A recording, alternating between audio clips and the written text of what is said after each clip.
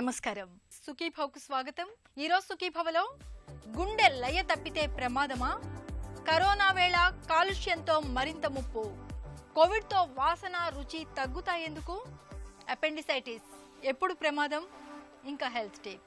వీణను మీటినప్పుడు ఒక శృతిలో రాగాలు పలికితేనే మనకు వినసొంపుగా ఉంటుంది. రాగాలు శృతి తప్పితే ఆ కఠోరమైన శబ్దాలను వినలేక చెవుల్ని మూసుకోవాల్సి వస్తుంది. మన గుండె లయ కూడా అంతే. మన గుండె నిమిషానికి అటు ఇటుగా 72 సార్లు కొట్టుకోవాలి. అంతకంటే తక్కువైనా లేదా వేగంగా స్పందిస్తున్నా ప్రమాదమే. గుండె లయ తప్పి కొట్టుకోవడాన్ని డాక్టర్లు ఎరిథ్మియాగా పిలుస్తారు. గుండె లయ తప్పి కొట్టుకోవడానికి వెనుక కారణాలు, పరిష్కార మార్గాల గురించి ఇప్పుడు తెలుసుకుందాం.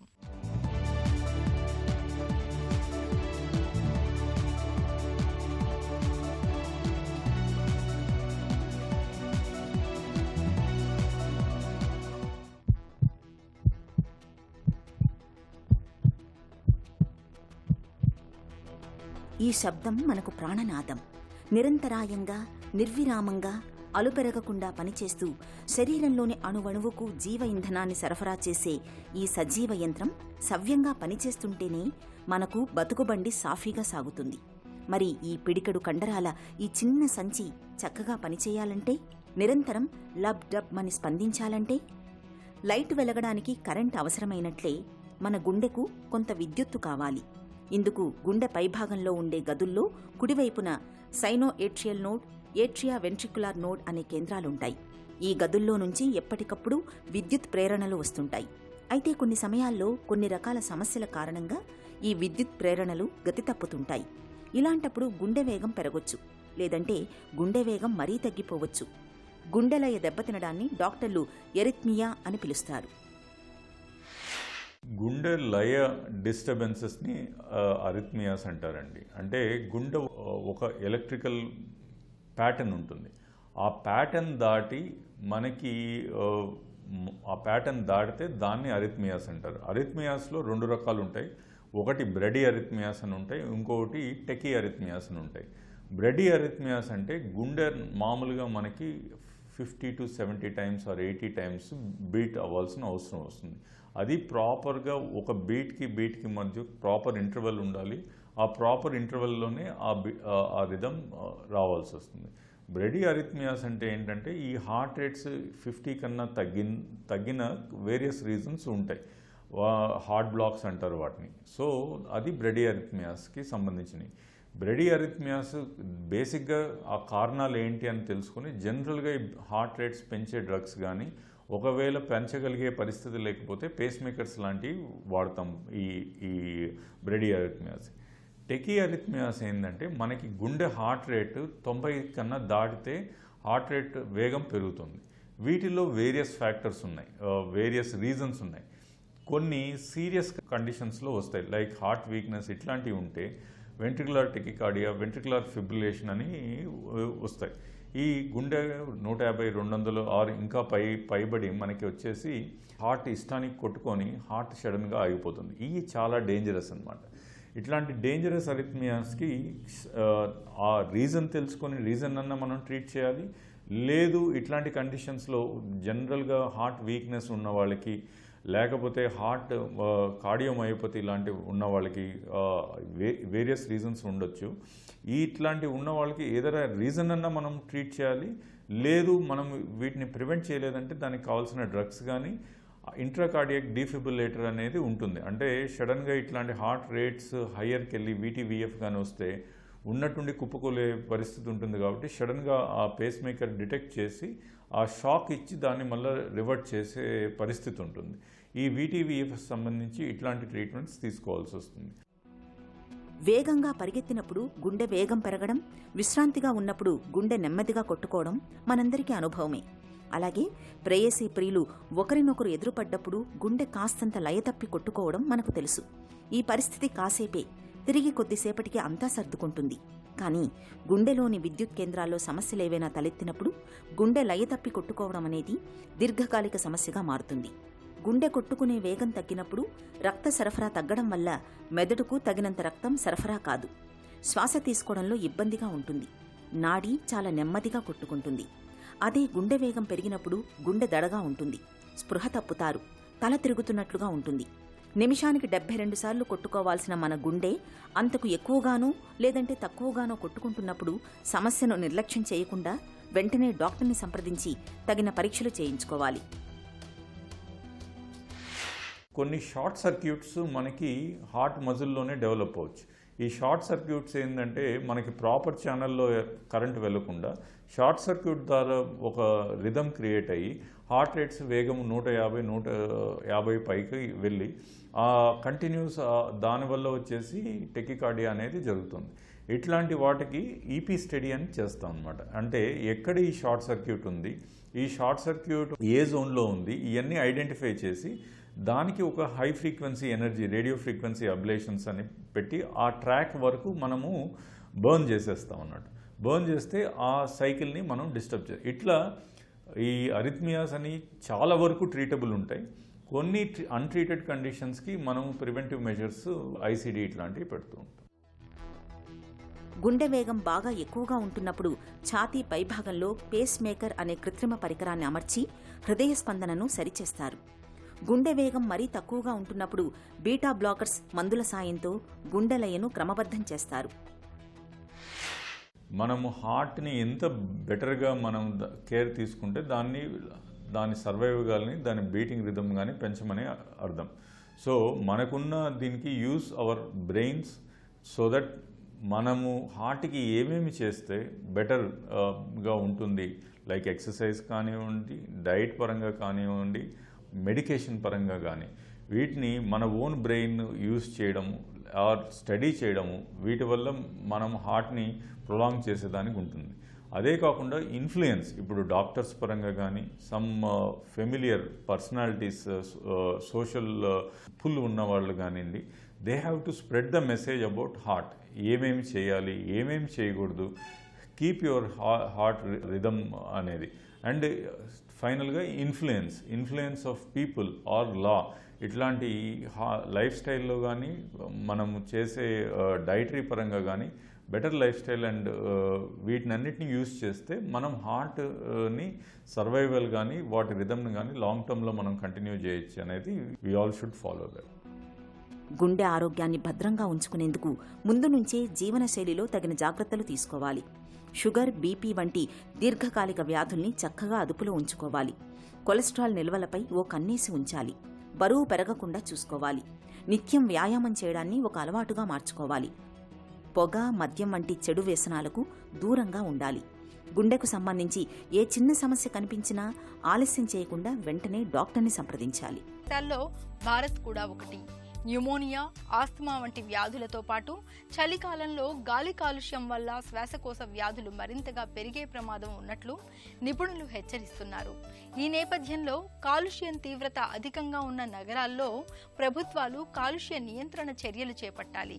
అలాగే ప్రజలు కూడా తగు జాగ్రత్తలు తీసుకోవాలని నిపుణులు సూచిస్తున్నారు. మనం ఇంటి గడప దాటినా కరోనా వైరస్ మన ఒంటి గడప దాటినా మనకే ప్రమాదం. మన శరీర ముఖద్వారాలైన ముక్కు, నోరు, గొంతు నుంచే వైరస్ మనలోకి చొరబడుతుంది.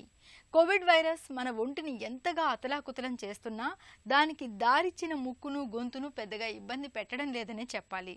కాకపోతే వైరస్ బారిన పడ్డాక చాలా మందికి వాసన తెలియకపోవడం, రుచి తగ్గడం వంటి సమస్యలు కనిపిస్తున్నాయి. ఇంకా ముక్కు దిబ్బడ, గొంతు నొప్పి, చెవిపోటు వంటి సమస్యలు కూడా తలెత్తుతున్నాయి.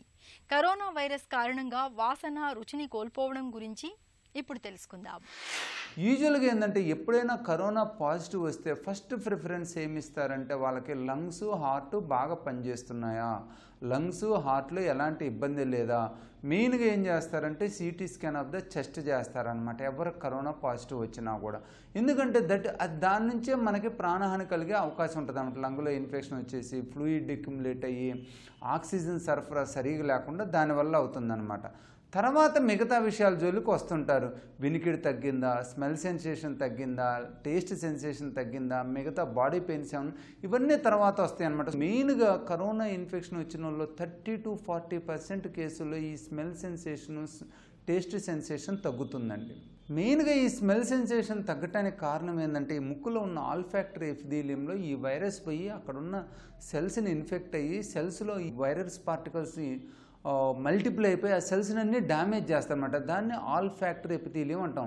సో ఈ సెల్స్ డ్యామేజ్ కావటం వలన ఏదైతే మనకి స్మెల్ ముక్కులోకి వస్తుందో అది ఆల్ ఫ్యాక్టరీ సెల్స్ పర్సెప్షన్ లేకపోవడం వల్ల మనకి స్మెల్ సెన్సేషన్ తగ్గుతుందన్నమాట. ఎలా అయితే ముక్కు ప్రైమరీ ఎంట్రీయో నోరు కూడా ప్రైమరీ ఎంట్రీ అనమాట. మనం ఎప్పుడు చూసినా కూడా మనం ఏ యాడ్ చూసినా కూడా మెయిన్గా ముక్కుని నోటిని మంచిగా కవరప్ చేసుకోండి. కరోనా వ్యాధి స్ప్రెడ్ కాకుండా, కరోనా వ్యాధి రాకుండా, వచ్చిన వాళ్ళు మళ్ళీ ఇంకొక ట్రాన్స్మిట్ చేయకుండా మెయిన్గా ముక్కుని నోటిని మంచిగా మాస్క్తో కప్పుకోండి, మాస్క్ని ధరించండి అని చెప్తున్నాను అనమాట. ఈ నోట్లో కూడా వైరస్ ఆర్టిఫిషియల్ డైరెక్ట్గా టేస్ట్ బడ్స్ని ఎఫెక్ట్ చేసి టేస్ట్ బడ్స్ని డిస్ట్రాయ్ చేసి టేస్ట్ సెన్సేషన్ తగ్గించే అవకాశం ఉంటుంది. వన్స్ మనం కరోనా ఇన్ఫెక్షన్ నుంచి వచ్చిన స్మెల్ లాస్ని డయాగ్నోజ్ చేసినట్టయితే మనం ఈజీగా ఇనిషియల్గా కనుక ట్రీట్మెంట్ మంచిగా ఇచ్చినట్టయితే ఈ స్మెల్ సెన్సేషన్ చాలా మంచిగా రికవరీ అయ్యే అవకాశం ఉంటుందన్నమాట. మనం ఇచ్చినట్టు ఈ కరోనా వైరస్ ఇన్ఫెక్షన్లో రొటీన్గా ఈ antiviral drugs, anti inflammatory drugs, prednisolone, steroid, డెకడ్రాన్తో పాటు ఈ విటమిన్ జింకు ఇవన్నీ ఇవ్వాలండి. స్మెల్ సెన్సేషన్ తగ్గినప్పుడు మనం ముక్కును కూడా ట్రీట్ చేయాలండి. ముక్కులో కూడా ఇన్ఫ్లమేషన్ తగ్గియాలి, సెక్రీషన్స్ని తగ్గియాలి. సెల్స్ దగ్గర ఉన్న ఇన్ఫ్లమేషన్ తగ్గినట్టయితే సెల్స్ రికవరీ అయ్యే ఛాన్సెస్ చాలా ఎక్కువ ఉంటుంది అనమాట. బేసిక్గా డీకంజెస్టెంట్ నేసల్ డ్రాప్స్ ఇచ్చినట్టయితే ముక్కులో ఉన్న సెక్రీషన్స్ అన్నీ లేకుండా అయిపోయి ఈ వైరల్ పార్టికల్స్ కూడా మల్టిప్లై కాకుండా ఉంటాయి అన్నమాట.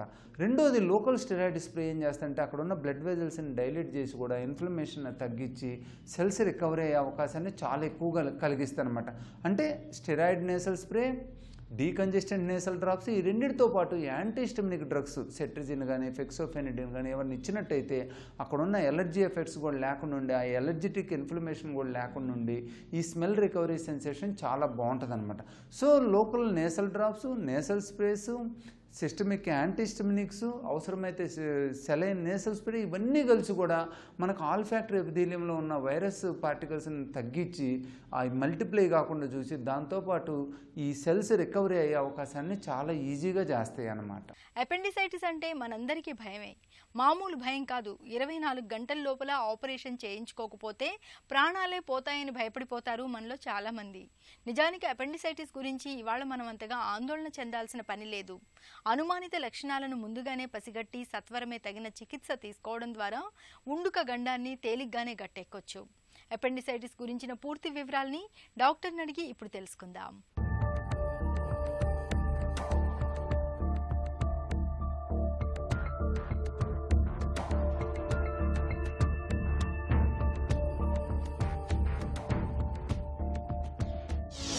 అపెండిసైటిస్ అంటే ఏంటి, ఎందుకు వస్తుంది?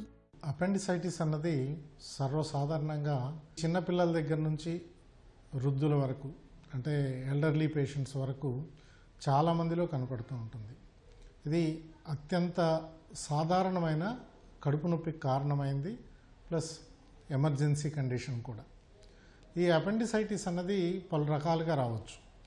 ఒకటి, ఈ అపెండిక్స్ ఉన్న స్థానానికి, ఆ లూమెన్కి విరోచనం గట్టిపడి అటు బ్లాక్ చేయటం వల్ల కానీ, కొన్ని నులిపురుగులు లాంటివి అపెండిక్స్ లూమెన్లో చేరటం వల్ల కానీ, లేదా ఏదైనా ట్యూమర్స్ ఉండటం వల్ల కానీ, లేదా అక్కడ ట్యూబర్క్లోసిస్ లాంటి ఇన్ఫెక్షన్ కానీ, ఏదైనా మ్యూకస్ లాంటిది బ్లాక్ చేయటం వల్ల కూడా ఈ అపెండిసైటిస్ అనేది రావడానికి అవకాశం ఉంటుంది. అపెండిసైటిస్ను 24 గంటల కడుపు నొప్పి అని ఎందుకంటారు? ఒకసారి అపెండిసైటిస్ వచ్చిన తర్వాత 24 గంటల్లో ఆపరేషన్ చేసుకోవాలి అన్న ఒక నానుడి ఉండటం మూలంగా ఇది 24 గంటల పేగు అని కూడా చాలామంది పిలుస్తుంటారు. అయితే ఈ అపెండిసైటిస్కి ఎప్పుడైనా కానీ పిల్లల్లో చూసినా లేదా వృద్ధుల్లో చూసినా చాలా అప్రమత్తంగా ఉండాలి. పిల్లల్లో ఏంటంటే త్వరగా ఇన్ఫెక్షన్ అన్నది స్ప్రెడ్ అవడానికి అవకాశం ఉండటమే కాకుండా అది అపెండిక్స్ రప్చర్ అయిపోయి పెరిటోనైటిస్ అనే కండిషన్ రావడానికి ఆస్కారం ఎక్కువ. అలాగే వృద్ధుల్లో కూడా, అంటే ఓల్డ్ ఏజ్ పీపుల్లో కూడా అపెండిసైటిస్ అనేది వచ్చిన తర్వాత అది చాలా త్వరగా కాంప్లికేట్ అయ్యే అవకాశాలు ఉంటాయి. అపెండిసైటిస్ను గుర్తించడం ఎలా? ముఖ్యంగా కడుపులో నొప్పి. ఈ కడుపులో నొప్పి పొట్ట కింది భాగంలో కుడివైపున ఉంటుంది. అయితే మొదలవటం ఒక్కొక్కసారి బొడ్డు దగ్గర కానీ లేదా పొట్ట పై భాగంలో కానీ మొదలై నిదానంగా కిందికి కుడివైపు కింది భాగానికి రావడానికి ఒక స్పష్టమైన సంకేతం అన్నమాట. ఈ పై భాగంలో మొదలయ్యి కుడివైపు కింది భాగంలోకి వచ్చిందంటే చాలా వరకు అపెండిక్స్ మూలంగా ఆ విధంగా రావడానికి ఆస్కారం ఉంటుంది. అయితే ఇది చిన్నపిల్లల్లో ఇటు కడుపు నొప్పితో పాటు వామిటింగ్స్ రూపంలో కానీ, ఫీవర్ ఉండటం కానీ, కొంతమందిలో విరోచనాలు అవటం కానీ జరుగుతూ ఉంటుంది. ఈ అపెండిక్సైటిస్లో కూడా 2 రకాలుగా ఉన్నాయి. అక్యూట్ అపెండిసైటిస్ అని, రికరెంట్ అపెండిసైటిస్ అని, క్రానిక్ అపెండిసైటిస్ అని. రికరెంట్ అపెండిసైటిస్ అంటే పదే పదే అదే నొప్పి రావటం. సో చాలామంది ఏంటంటే గ్యాస్ ట్రబుల్ అనుకోనో, లేకపోతే అజీర్తి వల్ల వచ్చిన నొప్పి వల్ల అనుకోనో, లేదా ఏదైనా ఫుడ్ పాయిజనింగ్ వల్ల వచ్చిన నొప్పి అనుకోనో, దాన్ని ఏదో కొన్ని మందులు వాడుకుంటూ సప్రెస్ చేసుకుంటూ రావటం వల్ల పదే పదే రావటం అనేది జరుగుతుంటుంది. క్రానిక్ అపెండిసైటిస్ అనేది ఏంటంటే పెయిన్ వస్తుంటుంది. కొన్ని గ్యాస్ ట్రబుల్ కంప్లైంట్స్తో కూడా కలిసి ఉండటం వల్ల చాలామంది గ్యాస్ ట్రబుల్ అనుకొని చిన్న చిన్న టాబ్లెట్స్ తీసుకొని కంటిన్యూ చేస్తూ ఉంటారు. సో ఈ అక్యూట్ అపెండిసైటిస్ కానీ, రికరెంట్ అపెండిసైటిస్ కానీ, క్రానిక్ అపెండిసైటిస్ కానీ ప్రధానమైన సూచన వచ్చి కడుపులో నొప్పి. ఈ కడుపులో నొప్పి ద్వారానే బయటపడుతుంది. పొట్ట పైభాగంలో కానీ, బొడ్డు దగ్గర కానీ నొప్పి మొదలై స్లోగా కుడివైపు కింది భాగానికి వచ్చినప్పుడు ఏంటంటే అది అపెండిక్స్ యొక్క క్లాసికల్ సిమ్టమ్ అంటాం అనమాట. సో అలాగే కడుపు పైన చేయి పెట్టినప్పుడు కుడివైపు పొట్ట కింది భాగంలో బాగా నొప్పిగా ఉండటం, ముట్టుకోనివ్వకుండా ఉండటం కూడా జరుగుతుంది. దీన్ని బట్టి అది అపెండిసైటిస్ అయి ఉండొచ్చు అని ఒక నిర్ధారణకి రావాల్సి వస్తుంది క్లినికల్గా. అయితే దీన్ని పరీక్షల ద్వారా నిర్ధారించడం ఎలాగా? రక్త పరీక్షల్లో తెల్ల రక్త కణాలు అధికంగా ఉంటాయి. రెండోది అల్ట్రాసౌండ్ అన్నది చాలా ఇంపార్టెంట్. ఈరోజు హై రిజల్యూషన్ అల్ట్రాసౌండ్స్ వచ్చాక చాలామందిలో అపెండిసైటిస్ని గుర్తించడం అన్నది ఈజీగా జరుగుతుంది. అయితే కొంతమంది పేషెంట్స్లో ఒకవేళ అపెండిక్స్ పేగులు కింది భాగంలో ఉండటం వల్ల కానీ, లేదా లోపల గ్యాస్ అన్నది ఇంటెస్టైన్లో గ్యాస్ అన్నది అధికంగా ఉండటం వల్ల కానీ అల్ట్రాసౌండ్లో కనపడకపోవచ్చు. అటువంటప్పుడు సిటీ స్కాన్ అన్నది చాలా ఇంపార్టెంట్ ఇన్వెస్టిగేషన్. సిటీ స్కాన్లో ఖచ్చితంగా అపెండిక్స్ని నిర్ధారణ చేయటం అనేది జరుగుతుంది. అపెండిసైటిస్ నుంచి ఇతరత్ర కండిషన్స్ కూడా అపెండిసైటిస్ని మిమిక్ చేస్తూ ఉంటాయి. అదే రకంగా ఆ భాగంలో నొప్పి వస్తుంటుంది. అది అమీబియాసిస్ కావచ్చు, కిడ్నీలో ఉన్న స్టోన్ వల్ల కూడా ఆ భాగంలో నొప్పి రావచ్చు, లేదా యూరిన్ ఇన్ఫెక్షన్ వల్ల నొప్పి రావచ్చు. ఆడవాళ్ళలో అయితే ట్యూబ్స్ ఇన్ఫెక్షన్స్ ఉన్నా, లేదా ట్యూబ్లో ప్రెగ్నెన్సీ ఉన్నా కూడా ఈ అపెండిసైటిస్ లాగా సిమ్టమ్స్ అన్నది అలాగే కనపడవచ్చు. వీటిని నిర్ధారణ చేసుకోవడానికే ముఖ్యంగా మనకు ultrasound, blood test, urine test, అవసరమైతే సిటీ స్కాన్ లాంటివి చేయటం అనేది చాలా అవసరం. అపెండిసైటిస్ని నిర్లక్ష్యం చేస్తే ప్రమాదమా?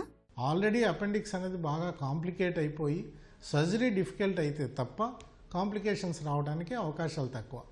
ఎటువంటి కాంప్లికేషన్స్ రావచ్చు అంటే పేగులు అతుక్కొని ఉండటం, లేదా ఎక్కడైతే మనం అపెండిక్స్ కట్ చేసి తీసామో అక్కడ నుంచి ఫీకల్ ఫిస్టులా లాంటివి తయారవడం లాంటివి సాధారణంగా జరుగుతుంటాయి. బట్ దానికి తగ్గట్టుగా వైద్యం అన్నది చేసుకుంటూ వెళ్లాల్సి వస్తుంది. అపెండిసైటిస్కి చికిత్స ఎలా ఉంటుంది? ఈ అపెండిసైటిస్ని ఈరోజు మనం లాపరోస్కోపీ ద్వారా సింపుల్గా రిమూవ్ చేయగలుగుతున్నాం. కేవలం ఒకే ఒక రోజు హాస్పిటల్లో ఉండాల్సి వస్తుంది. ఇది మినీ లాపరోస్కోపీ లేదా మైక్రో లాపరోస్కోపీ పద్ధతిలో కూడా తీయగలుగుతున్నాం. అంటే చాలా తక్కువ స్కార్తో ఒకే రోజు ఇంటికి వెళ్ళగలిగే అవకాశం ఉందన్నమాట ఇందులో. అందుకని ఈ లాప్రోస్కోపిక్ అపెండిసెక్టమీ అన్నది ఈరోజు స్టాండర్డైజ్ అయిపోయింది. సో లాప్రోస్కోపీ అపెండిసెక్టమీ ద్వారా ఈ అపెండిక్స్ రిమూవ్ చేయడంతో పేషెంట్ రికవరీ అన్నది చాలా ఫాస్ట్గా ఉంటుంది. వేరే సర్జరీలు చేస్తున్నప్పుడు ముందు జాగ్రత్తగా అపెండిక్స్ తీసేయడం సబబేనా? ఈ అపెండిక్స్ ఏదో పనికిరాని భాగంలాగా ఏ ఆపరేషన్ జరిగినా వెంటనే అపెండిక్స్ తీసేయండి, గర్భసంచితో పాటు తీసేయండి, లేకపోతే ఇంకో దాంతో పాటు తీసేయండి అని డాక్టర్ల పైన చాలా ఒత్తిడి కలగజేస్తుంటారు. అయ్యో మళ్ళీ అది వచ్చిందంటే ఆపరేషన్ చేయించుకోవాలి కదా అన్న ఉద్దేశంతో. కానీ ఆ విధంగా చేయటం అన్నది సబబైన పద్ధతి కాదు. ఎందుకంటే పెథాలజీ ఉన్న భాగాన్ని తొలగిస్తూ ఇంకొక నార్మల్గా ఉన్న భాగాన్ని తొలగించినప్పుడు కొంతమందిలో కాంప్లికేషన్స్, సర్జికల్ కాంప్లికేషన్స్ వచ్చే అవకాశం ఉంటుంది. ఒకవేళ అటువంటి కాంప్లికేషన్ వచ్చి ప్రాణానికి ప్రమాదం జరిగితే అన్నెసరీగా ఒక నార్మల్ భాగాన్ని తొలగించి మనం పేషెంట్ని రిస్క్లో పెట్టడం లాంటిది కూడా జరిగింది, చాలా చోట్ల కూడా జరుగుతాయి. అందుకని ఎప్పుడైనా కూడా ఎటువంటి పెథాలజీ లేకోకుండా ఇబ్బంది లేనప్పుడు వేరే ఆపరేషన్తో పాటు అపెండిక్స్ను తొలగించడం అన్నది అంత మంచి పద్ధతి కాదు. చిట్కా మీకోసం.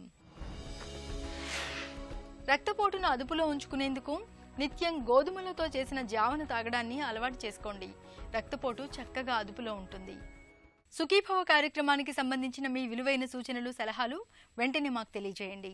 మా చిరునామా Sukhibhava, ETV, Ramoji film city, Hyderabad 501512 లేదా sukhibhava@etv.co.in కు ఈమెయిల్ చేయండి.